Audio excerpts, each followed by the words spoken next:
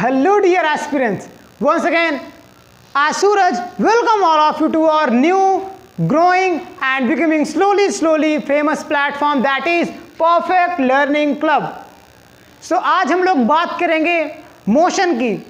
Motion class 9th में आप लोग पढ़ चुके होंगे, उसी के डेप्थ में आज हम लोग जाएंगे।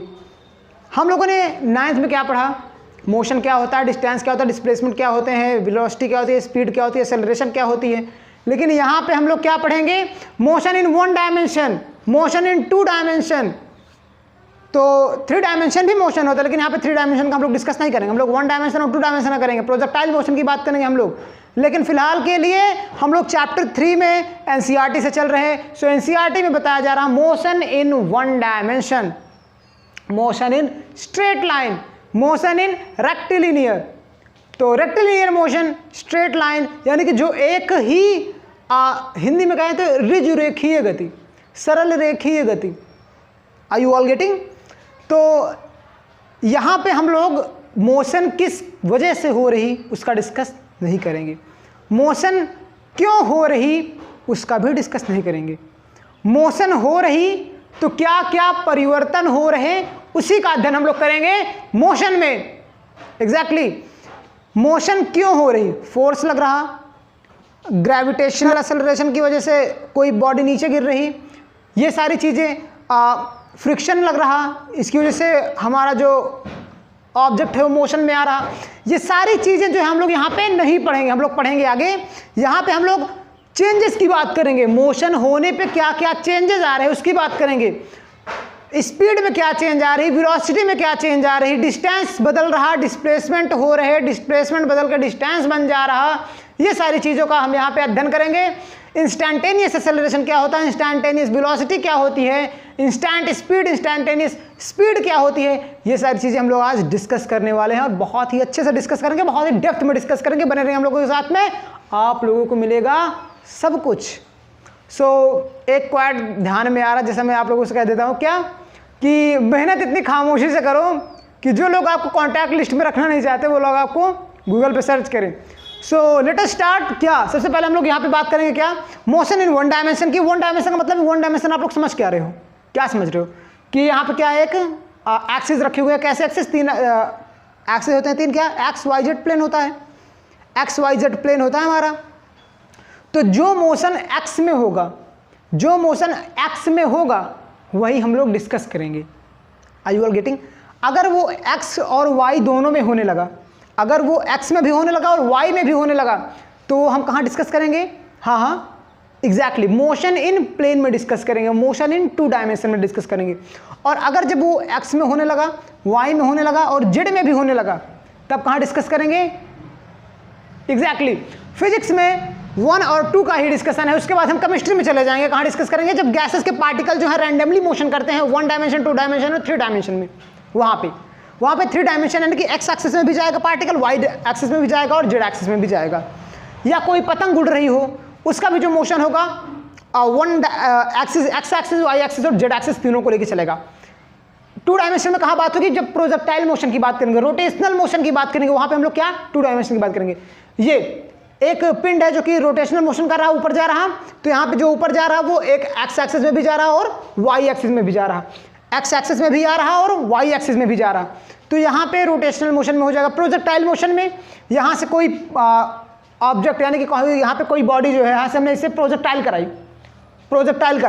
तो ये प्रोजेक्टाइल जो हम कराते हैं, तो यहाँ से हम एक्स एक्सिस में भी जाते हैं, यानी कि एक्स एक्सिस में भी जाते हैं और वाई एक्सिस में भी जाते हैं, एक्स एक्सिस में भी, वाई एक्सिस में भी।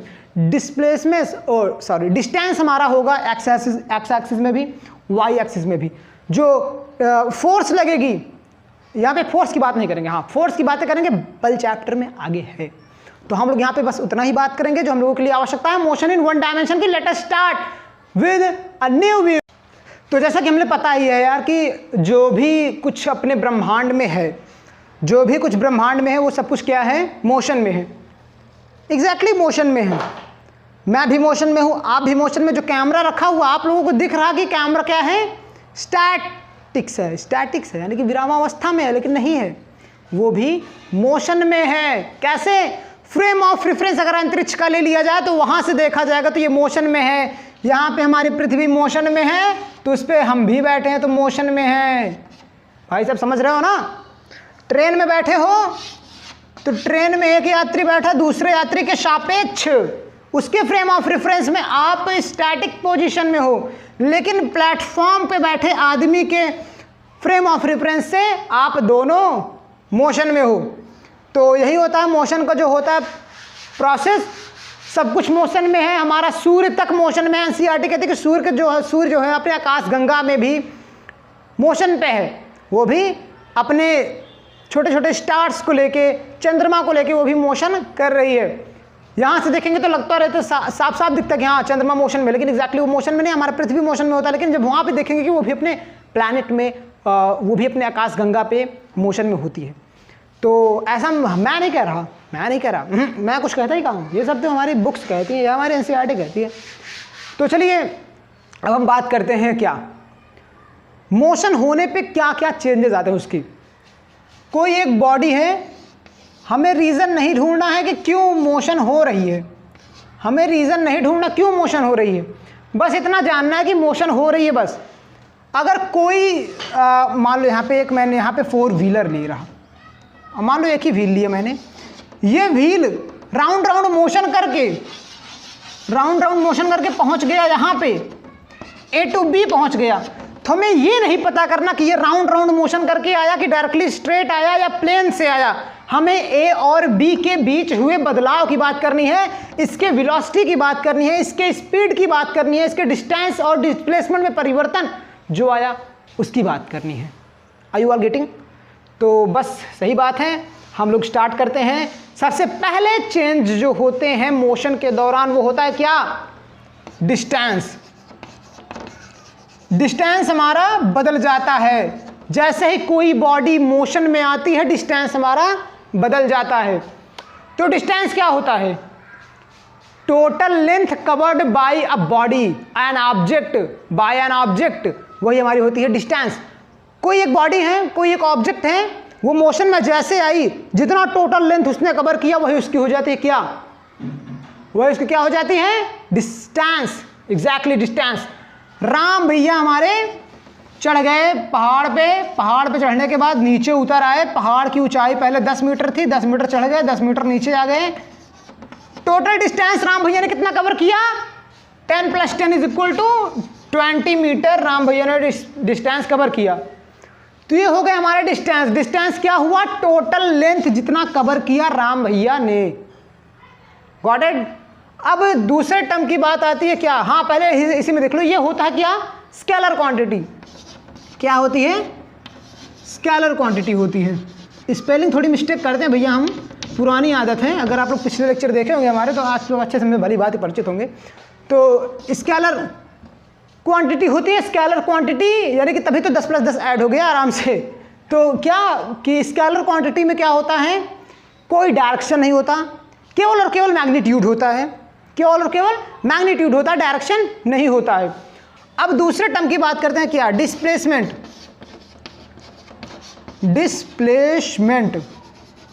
डिस्प्लेसमेंट क्या होती है?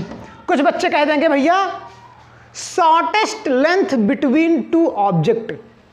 मोशन के दौरान 2 ऑब्जेक्ट नहीं, सॉरी, बिटवीन 2 पॉइंट्स। हाँ, अगर कोई राम भैया यहाँ से पर्वत की ऊंचाई पे नीचे आ गए तो राम भैया का शॉर्टेस्ट डिस्टेंस क्या होगा यहाँ पे जाने के लिए?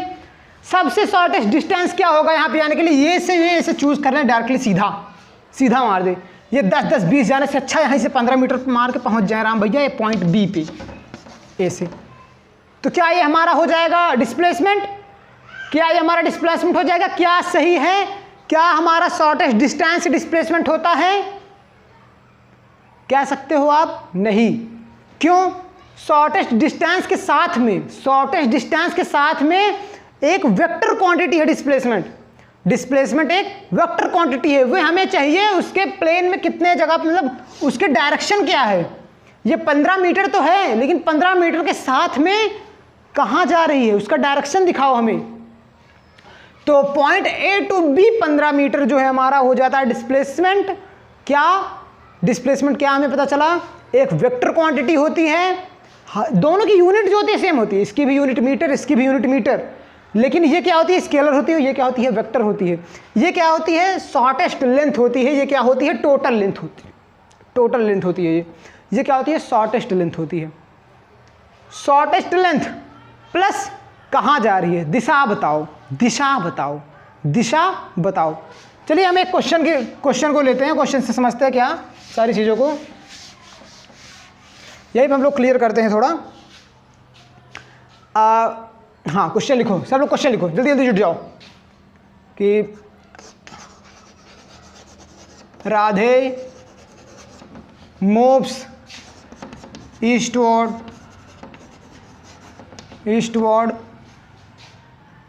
5 kilometer and turn northward 5 kilometer and again turn westward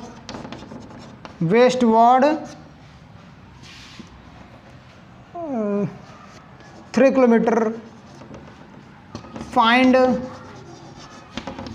total distance and displacement. कह रहा कि राधे जो है भैया हमारे 5 किलोमीटर ईस्ट की डायरेक्शन में जाते हैं, उसके बाद 5 किलोमीटर फिर ये वेस्ट की डायरेक्शन में जाते हैं, सॉरी नॉर्थ की डायरेक्शन में जाते हैं, उसके बाद 3 किलोमीटर ये वेस्ट की डायरेक्शन में आ जाते हैं। तो उसका टोटल डिस्प्लेसमेंट बताओ और टोटल डिस्टेंस बताओ। तो हम यहाँ पे पहले बनाते हैं क्या, चारों डायरेक्शन को बनाते हैं, चारों दिशाओं को यहाँ मैंने बना दिया। तो सबसे पहले कहा राधे भैया यहाँ से कितने कहाँ गए, ईस्ट वर्ड, ये क्या हो गया ईस्ट, ये क्या हो गया वेस्ट, ये क्या हो गया नॉर्थ, ये क्या हो गया साउथ। इतना तो पता ही होगा ना, कक्षा 4-5 में पढ़े होगी। तो राधे भैया 5 किलोमीटर कहाँ गए, ईस्ट की डायरेक्शन में, उसके बाद 5 किलोमीटर कहाँ गए, नॉर्थ की डायरेक्शन में, उसके बाद फिर ये 3 किलोमीटर आए कहाँ, वेस्ट की डायरेक्शन में, 3 किलोमीटर आए कहाँ, वेस्ट की डायरेक्शन में। तो अब कह रहा है टोटल डिस्टेंस कितना हुआ, तो टोटल डिस्टेंस यही से बिना देखे बता दो भैया, टोटल लेंथ कितनी है, 5 किलोमीटर 5 किलोमीटर 3 किलोमीटर, यानी कि 5 + 5 + 3 13 किलोमीटर। टोटल डिस्टेंस कितना हुआ, 13 किलोमीटर। अब डिस्प्लेसमेंट की बात की जाएगी तो डिस्प्लेसमेंट के लिए हम लोग क्या करेंगे, देखेंगे थोड़े ग्राफ को यहाँ पे हमने देखा, फिगर को देखा, यहाँ पे देखा 3 किलोमीटर रिटर्न आ गया, 3 किलोमीटर रिटर्न आ गया, मतलब क्या, ये 5 में से 3 गए तो कितना बचा यहाँ पे 2 किलोमीटर, यानी कि सॉरी ये कितना हुआ हमारा 2 किलोमीटर। और ये कितनी है, ये लेंथ कितनी है, ये कितनी है 5, तो ये भी क्या हो गई 5 किलोमीटर। अब हमें ये फाइंड करनी है, शॉर्टेस्ट लेंथ फाइंड करनी है, शॉर्टेस्ट लेंथ। और हाँ एक बात और, यहाँ पे हमें डिस्टेंस और डिस्प्लेसमेंट फाइंड करना है, लेकिन मैग्नीट्यूड अकेले फाइंड करना है, डिस्टेंस का सिर्फ मैग्नीट्यूड फाइंड करना है, डायरेक्शन यहाँ पे नहीं फाइंड करना। डायरेक्शन फाइंड करना होगा तो कोई दूसरी बात हो जाएगी, ठीक हो। तो यहाँ पे सिर्फ मैग्नीट्यूड फाइंड करना है, तो मैग्नीट्यूड के लिए क्या होगा, ये हमारा क्या होगा हाइपोटेनस, ये क्या हो गया बेस, और ये क्या होगी लेंथ। तो हाइपोटेनस का स्क्वायर क्या होता है, बराबर लेंथ का स्क्वायर प्लस बेस का स्क्वायर। तो हाइपोटेनस बराबर क्या हो जाएगा, length square plus base square in under root. तो लेंथ क्या है हमारा 5 का स्क्वायर क्या हो जाएगा 25 प्लस बेस का स्क्वायर क्या है 2 का स्क्वायर हो जाएगा 4, यानी कि क्या आ जाएगा 29 किलोमीटर। अंडर रूट 29 किलोमीटर जो हमारा हो जाएगा डिस्प्लेसमेंट का मैग्नीट्यूड आ जाएगा। ओके, तो ये हमारा क्वेश्चन है। आप लोगों ने एक पहला क्वेश्चन कर लिया, wow you are so smart यार, पहला क्वेश्चन तुम लोगों ने कर लिया। चलते हैं अब दूसरे क्वेश्चन पे चलते हैं। बहुत ही आसान क्वेश्चन है, बहुत ही आसान क्वेश्चन है। नहीं अब क्वेश्चन नहीं देंगे, हाँ ज़्यादा टाइम खराब होगा। अब आप लोग डिस्क्रिप्शन बॉक्स में देखोगे, डीपीपी मिलेगी, सॉल्व करिएगा। अब यहाँ पे देखोगे आप लोग क्या स्पीड क्या होता है। स्पीड भैया बचपन से पढ़े होगे, टोटल डिस्टेंस अपान क्लास 4th में मैंने पढ़ा था, टोटल डिस्टेंस अपान टोटल टाइम टेकन, या टाइम टेकन कह सकते हो इजीली। स्पीड क्या होती है हमारी, total distance upon total time, यानी कि एक कुल लिए गए समय में कुल जितनी चली गई दूरी होती है, मतलब एकांक या यूनिट कुछ भी यार ले लो यार, आप मान लो यार टी टाइम में डी दूरी चले, डी डिस्टेंस कवर किए तो क्या हो जाएगी हमारी speed D by T. Okay, तो क्या हुआ हमारा ये total distance upon time taken हमारा क्या होता है, स्पीड होता है। ठीक, डेफिनेशन आपको पीडीएफ नोट्स में मिल जाएगी, मेरे दिमाग पर ज़्यादा वर्कलोड नहीं डालना है, मैं आपको सिर्फ समझाते चलूँगा। ठीक, तो हमारी हुई स्पीड, स्पीड क्या होती है हमारी स्केलर क्वांटिटी होती है, स्केलर क्वांटिटी होती है। अगर आप लोगों ने वेक्टर अच्छे से पढ़ा होगा तो देखेंगे कि अगर यहाँ पर डिस्टेंस क्या है स्केलर है, टाइम क्या है स्केलर है, तो हमारा जो प्रोडक्ट होगा या जो हमारा रिजल्ट होगा वो भी हमारा क्या होगा स्केलर। तो उसी हिसाब से स्केलर स्केलर और स्केलर हम मिल गए तो स्केलर स्केलर स्केलर हो गया, स्केलर स्केलर प्लस स्केलर हो गया। ठीक, अब हम बात करते हैं वेलोसिटी की। वेलोसिटी की इसकी यूनिट जो होती है मीटर पर सेकंड। कैसे, distance metre, time second, metre per second. Velocity का भी जो होता है यूनिट वगैरह सब कुछ सेम होता है, क्योंकि क्या होता है इसका जो फॉर्मूला होता है वो होता है total displacement upon total displacement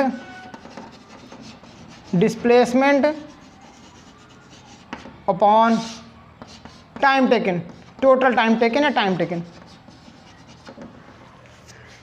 यानी कि यानी कि लिया गया समय में जितना वो डिस्प्लेसमेंट तय करती है वही इसकी क्या होती है, वेलोसिटी होती है। वेलोसिटी क्या होती है, वेक्टर क्वांटिटी होती है। इसे आप ऐसे लिख सकते हो s बराबर डी बाई टी, लेकिन इसे आप v बराबर डी बाई टी नहीं लिख सकते। क्या लिखोगे इसे, डिस्प्लेसमेंट को हम शो करते हैं किससे, यस से।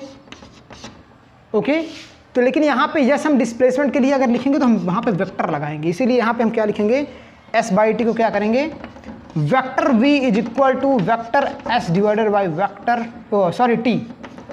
यहाँ पे ये t वेक्टर में, यस वेक्टर में आ गया तो ये भी वेक्टर में रहेगा। वेक्टर पढ़े हो तो पता होगा आप लोगों को। तो ये हम लोगों को समझ में आया अच्छे से, नहीं समझ में आया तो कोई बात नहीं, रट लो रट लो। वेलोसिटी क्या होती है, कुल समय में चला गया जो डिस्टेंस होता है, यानी कि मिला हमें डिस्प्लेसमेंट होता है, छोटा से छोटा समय जो होता है विद डायरेक्शन, वही हमारी क्या होती है, वेलोसिटी होती है। तो अब हम इन दोनों पे चलिए कुछ क्वेश्चंस करते हैं। क्वेश्चन करोगे आप लोग, हाँ करोगे, क्यों नहीं करोगे, चलो ठीक है करो। फिर फॉर्मूला आप लोग नोट कर लीजिएगा एक कॉपी में, नोट्स बनाते चलिएगा, पीडीएफ नोट्स सबको आपको मिलेगा। तो चलिए अब क्या कह रहा है कि एक जो बॉडी है, यानी कि एक कोई ऑब्जेक्ट है वो हाँ लिख लो, क्वेश्चन लिखो। A body moves half of its distance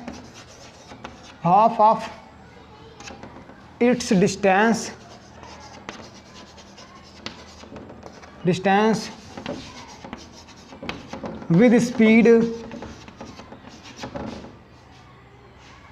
sorry यार ये क्वेश्चन आगे का है, थोड़ा आगे बताया जाएगा तब पता लगेगा आप लोगों को। अभी वैसे क्वेश्चन सिंपली से देखो क्या कि मान लो हाँ राम है, ये एक ए पॉइंट पे खड़े हैं, ये जाते हैं पहले बी पॉइंट पे, उसके बाद ये सी पॉइंट पे, उसके बाद ये डी पॉइंट पे, और यहाँ पे पूरा जाने में समय कितना लगा,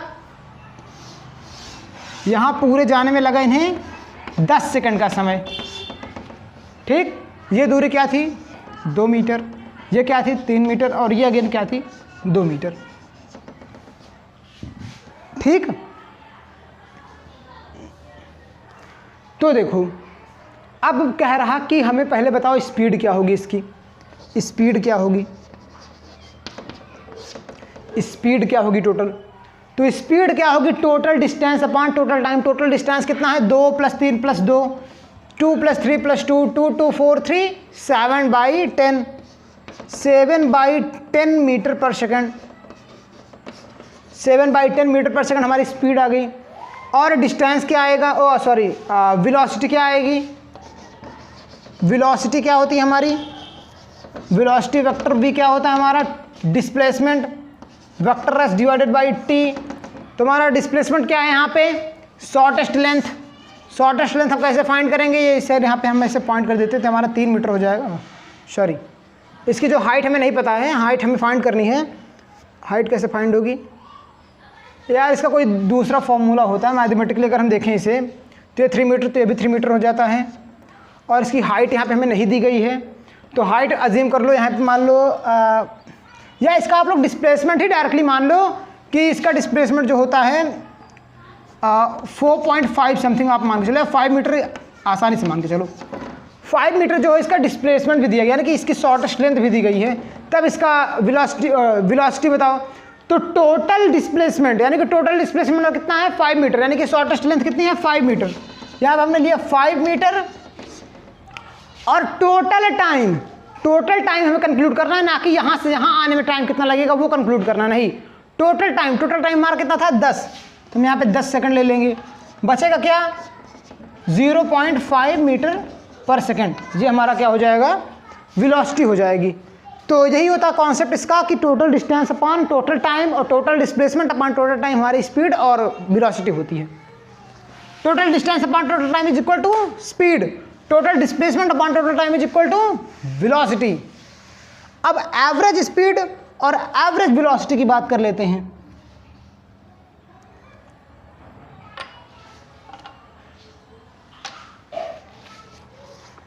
जो हमने अभी बात करी एवरेज स्पीड की,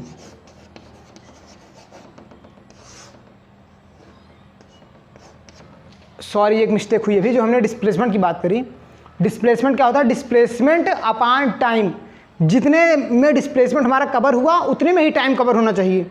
अभी मैंने एवरेज वेलोसिटी निकाल दी थी पीछे, अभी मैंने पीछे क्या निकाला था, एवरेज वेलोसिटी निकाली थी। हाँ, तो एवरेज स्पीड क्या होती है, कुल दूरी अपॉन कुल समय। कुल दूरी अपॉन कुल समय वही हमारी एवरेज होती है। लेकिन यहाँ पे हमारा यूज़ कहाँ आता है, इससे कुल दूरी अपॉन कुल समय सिंपली स्पीड हो जाती है हमारी। लेकिन यूज़ कहाँ आता है, जहाँ हम तोड़ के ऑब्जेक्ट्स को पढ़ते हैं, तोड़ के मोशन को पढ़ते हैं, वहाँ पे इसका यूज होता है कि टोटल डिस्टेंस को कितने टाइम में लिया गया, फिर टोटल डिस्टेंस को कितने टाइम में लिया गया, फिर अगेन टोटल डिस्टेंस को कितने टाइम में लिया गया। वो होता है हमारा ऐड करके, जब उसके टोटल मैग्नीट्यूड से डिवाइड कर देते हैं तो हो जाता है हमारे एवरेज स्पीड। लेकिन यहाँ पे सिंपली फॉर्मूला क्या लिखेंगे, total distance upon total time, same formula. और एवरेज वेलोसिटी का भी वही फॉर्मूला हो जाएगा, एवरेज वेलोसिटी का भी टोटल डिस्टेंस और displacement upon time, total time. Okay, total time. तो हम एवरेज की बात अब करेंगे। वहाँ पे मैंने स्पीड की बात करी थी, स्पीड में समझा था, लेकिन अब हम लोग एवरेज की बात करेंगे। छोटे छोटे पॉइंट्स में तोड़ के बात करेंगे। ठीक, कैसे तोड़ेंगे अब यहाँ पे हम लोग देखेंगे। इसे आप लोग नोट कर लीजिएगा, टोटल डिस्प्लेसमेंट और टोटल टाइम जो होता है हमारा एवरेज स्पीड और एवरेज वेलोसिटी होती है। तो जैसे देखो, कोई एक ऑब्जेक्ट है, पॉइंट ए है, ये पॉइंट बी है। वो ए से बी जाने के लिए पहले क्या करती है, आधे रास्ते पे v1 स्पीड से जाती है। ऐसे एग्जाम में आता है कि a car moves half of its distance with v1 is with velocity v1 and half of its distance with velocity v2। तो कहता है कि बताओ हमारा एवरेज वेलोसिटी बताओ। तो आधा जो डिस्टेंस है इसने v1 स्पीड से कंप्लीट करा और आधा जो स्पीड है इसने v2 स्पीड से कवर करा। वेक्टर लिया ना, वेलोसिटी ले लो, v2 वेलोसिटी से कवर करा। तो हमें एवरेज वेलोसिटी फाइंड करो, एवरेज वेलोसिटी फाइंड करके बताओ। अब कुछ लोग तो भैया हमारे महारथी होंगे, एवरेज वेलोसिटी देखते क्या कर देंगे, v1 plus v2, vector v1 plus vector v2 divided by 2 हमारा हो जाएगा क्या, एवरेज वेलोसिटी। क्यों? लेकिन एवरेज वेलोसिटी हमने क्या पढ़ा था, एवरेज वेलोसिटी हमने क्या पढ़ा था, total distance upon total time. तो यहाँ का डिस्प्ले ये यहाँ पे मान लो t1 टाइम में कवर हुआ और ये हमारा क्या हुआ, t2 टाइम में कवर हुआ। ठीक, ये क्या यहाँ पे हम अज्यूम करेंगे इसका टोटल डिस्टेंस d था, तो ये हो जाएगा d/2 और ये क्या हो जाएगा d/2। ओके, आधा आधा डिस्टेंस भैया, तो आधा आधा लेंगे हम यहाँ पे। तो टोटल डिस्टेंस इसका कितना है, यहाँ से पहले हम इसका देखेंगे यहाँ d/2 और d/2 मिलकर कितना हो जाएगा d, काम खत्म। लेकिन यहाँ पे क्या होगा, टोटल डिस्टेंस निकालने के लिए क्या हो गया, इन टर्म्स ऑफ हमें v और t निकालना है। तो टोटल यानी कि यहाँ पे क्या होता है हमारा डिस्प्लेसमेंट वगैरह में क्या होता है, डिस्प्लेसमेंट बराबर डिस्प्लेसमेंट, अभी हमने पहले पढ़ा ना, velocity is equal to displacement upon time. तो डिस्प्लेसमेंट बराबर वेलोसिटी इनटू टाइम। तो वेलोसिटी क्या है हमारी v1 और टाइम क्या है हमारा t1। तो v1 t1 हो जाएगा हमारा डिस्प्लेसमेंट, और यहाँ पे क्या हो जाएगा v2 t2 हो जाएगा डिस्प्लेसमेंट, यानी कि d1 इसमें कवर करने में क्या हो जाएगा v2 t2। तो टोटल डिस्टेंस हमारा क्या हुआ v1 t1 plus v2 t2। Total displacement upon total time. तो टोटल डिस्टेंस हमारा क्या है यहाँ पे v1 t1 plus v2 t2, v1 t1 plus v2 t2, यहाँ पे वेक्टर ले लें चूंकि वेलोसिटी है, और टोटल टाइम यानी कि t1 plus t2, t1 plus t2। तो यहाँ पे एवरेज वेलोसिटी का फॉर्मूला क्या आ जाएगा, एवरेज वेलोसिटी का फॉर्मूला क्या आ जाएगा v1 t1 plus v2 t2 upon t1 plus t2। कब, जब डिस्टेंस आधा आधा कवर किया जाए अलग अलग वेलोसिटी और अलग अलग टाइम से, तब एवरेज वेलोसिटी का फॉर्मूला ये होता है। अगर आप लोग चाहो तो इसे नोट कर लो। जैसे क्वेश्चन आता है कि मान लो कोई एक ऑब्जेक्ट है, आधी दूरी वो 5 मीटर पर सेकंड की स्पीड में चलती है, 5 मीटर पर सेकंड की स्पीड में चलती हैं पर स्पीड, यानी कि मान लो एक स्पीड में 1 सेकंड में, और आधी दूरी उसने दूसरे 2 सेकंड में कवर किया, और क्या थी उसकी वेलोसिटी 7 मीटर पर सेकंड थी। तो अब एवरेज वेलोसिटी बताओ। तो एवरेज वेलोसिटी का फॉर्मूला यहीं से हम लोग रखेंगे क्या, 5 × 1 = 5 plus 7 × 2 = 7 to 14 divided by total time = 2 + 1 second, हाँ सेकेंड, 2 + 1 सेकेंड, क्या हो जाएगा 3, क्या हो जाएगा 14 + 19 = 19/3 मीटर पर सेकेंड हमारा क्या हो जाएगा, टोटल एवरेज वेलोसिटी हो जाएगी हमारी, यानी कि total displacement upon total time हमारी क्या हो जाएगी, हमारा फॉर्मूला निकला किसका, एवरेज वेलोसिटी का। अब दूसरा तरीका देखो, यानी कि ये पहला मेथड है, पहले जो डिराइव किया ये पहला फॉर्मूला है। आप इससे, ये फॉर्मूला है एवरेज वेलोसिटी का, जब डिस्टेंस आधा आधा अलग अलग टाइम अलग अलग वेलोसिटी से कवर किया जाए तब। अब हम लोग यहाँ पे देखेंगे टाइम के बारे में, यानी कि जब आधे टाइम में कवर किया जाए तब। अब यहाँ पे क्या देखेंगे, दूसरी स्थिति क्या आती है हमारी, कि जब कोई बॉडी आधे समय में, यानी कि आधे समय में t/2 में v1 स्पीड से कवर करती है और d1 डिस्प्लेसमेंट लेती है a पॉइंट, और आधे समय में, बाकी के बचे आधे समय में वेक्टर v2 लेता है और डिस्प्लेसमेंट वेक्टर d2 होता है, तब बताओ इसका एवरेज वेलोसिटी क्या होगी। तो एवरेज वेलोसिटी फिर वही बात क्या होगी, टोटल डिस्प्लेसमेंट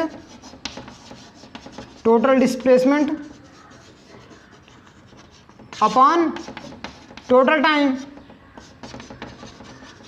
तो टोटल डिस्प्लेसमेंट क्या है यहाँ पे, टोटल डिस्प्लेसमेंट कितना है, vector d1 plus vector d2, और टोटल टाइम कितना है t, लेकिन हमें लेना क्या है वेलोसिटी के टर्म में। तो डिस्प्लेसमेंट हमारा क्या हो जाएगा, डिस्प्लेसमेंट हमारा क्या हो जाएगा v × t, यानी कि v1 × हाफ t1, या हम इसे कह सकते हैं टाइम को ही अगर हम इसके चेंज में लेना चाहें तो हाँ हम डायरेक्टली उसी को ले लेते हैं,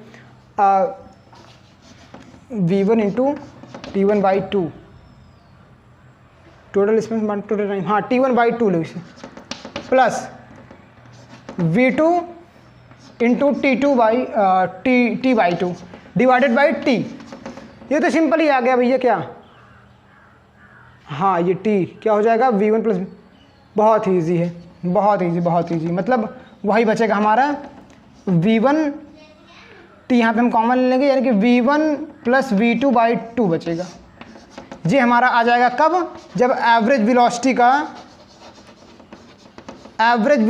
का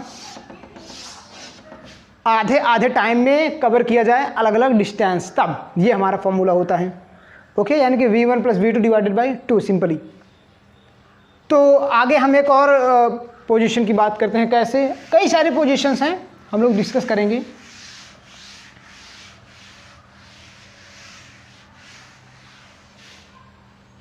जब देखो बॉडी A to B गई with speed v1 and time t1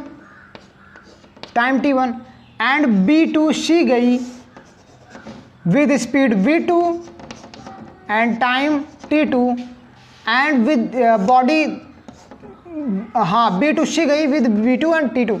तब कह रहा कि A to B, B to C गई एंड C to D गई विद v3 एंड t3। तो कह रहा है आप टोटल डिस्टेंस बताओ, ओह सॉरी एवरेज वेलोसिटी बताओ। तो टोटल एवरेज वेलोसिटी क्या होगी? Total distance upon total time. तो यहाँ पे टोटल यहाँ से यहाँ तक का टोटल डिस्टेंस क्या होगा? v1 t1, यहाँ से यहाँ तक का v2 t2, यहाँ से यहाँ तक का v3 t3। तो क्या हो जाएगा? v1 t1 plus v2 t2 plus v3 t3 divided by क्या हो जाएगा? t1 plus t2 plus t3। अगर यहीं पे कर दे कि तीनों की वेलोसिटी सेम है, तब बताओ क्या हो गया? तो यानी कि वेलोसिटी कांस्टेंट आ जाएगी, तीनों का टर्म कैंसिल होकर बचेगा, फिर एवरेज वेलोसिटी क्या है हमारी? v।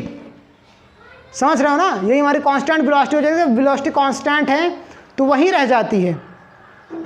एवरेज कब फाइंड करना पड़ता है? जब मान लो कोई बॉडी स्टार्टिंग बहुत तेज़ चली जाए, बहुत तेज़ी से बढ़े, फिर बीच में धीमे हो जाए, फिर बहुत तेज़ी से बढ़े, फिर धीमी हो जाए, तो उसे कांस्टेंट लेने के लिए हमें एवरेज फाइंड करना पड़ता है। मान लो स्टार्टिंग में वो ऐसे बहुत हाई स्पीड से गए, उसके बाद इनका स्पीड कम हो गया, फिर वो हाई स्पीड गई, फिर इनका स्पीड कम हो गया, फिर हाई स्पीड गई, फिर उनका तो इसका एवरेज क्या होगा? ऐसे जाके ऐसे चली जाएगी, यानी कि कांस्टेंट निकाला जाएगा। इसका ऐसे करके कांस्टेंट निकाला जाएगा। कांस्टेंट निकालना ही एवरेज होता है, यानी कहाँ पे इसकी पॉइंट मिनिमम रही होगी, यानी किस स्पीड से चला जाए कि स्टार्टिंग में 50, बीच में स्लो, बीच में 50, बीच में स्लो करने के बावजूद भी हम उस टाइम पे सही टाइम से पहुंच जाएं। मतलब थोड़ा हाँ इसे फील करो अच्छे से। कैसे? जैसे देखो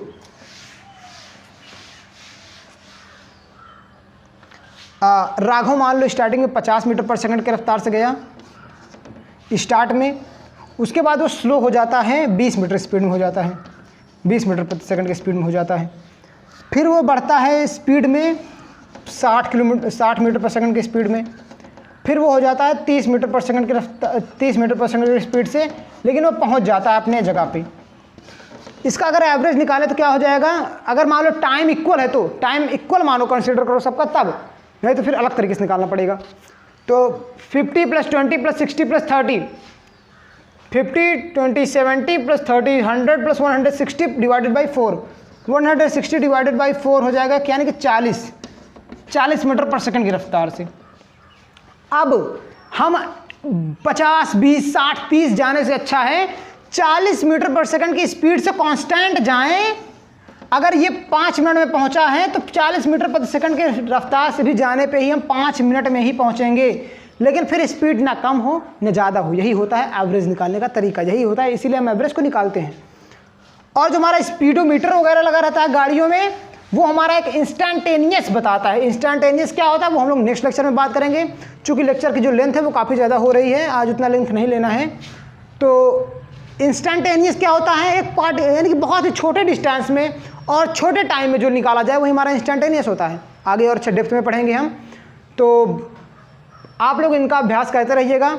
और इसी पे बेस्ड 2-3 टाइपिकली और होंगे, थोड़ा मैं बता दे रहा, जैसे कि टाइम को यहाँ पे कंसीडर ना किया जाए, यहाँ पे हमको D1 D2 दे दिया जाए, D1 D2 D3 दे दिया जाए, तब आप लोग करके आइएगा। या तो A to B V1 speed से जाए, उसके बाद B to C जो है 2 भागों में जाया जाए, T1 T हाफ में और T हाफ में विद वेलोसिटी V2 और V3, और इसका डिस्टेंस क्या है टोटल D/2 और इसका क्या है D/2। तब आप इसका एवरेज वेलोसिटी निकाल के आओ। यानी कि पहले आधे डिस्टेंस में V1 में जाता है और पहले दूसरे आधे स्पीड में वे अलग अलग आधे आधे टाइम में जाता है, जिसकी V2 और V3 स्पीड होती है। यहाँ पे डिस्टेंस आप लोग अलग अलग मेजर करके पूरे के एवरेज वेलोसिटी फाइंड करके आइएगा। चलते हैं, तब तक के लिए बाय बाय। आप लोग अच्छे से अभ्यास करते रहेंगे, जो नहीं आएगा फिर से हम लोग स्टार्ट करेंगे, फिर से अच्छे से पूरा समझाया जाएगा। तब तक के लिए गुड बाय।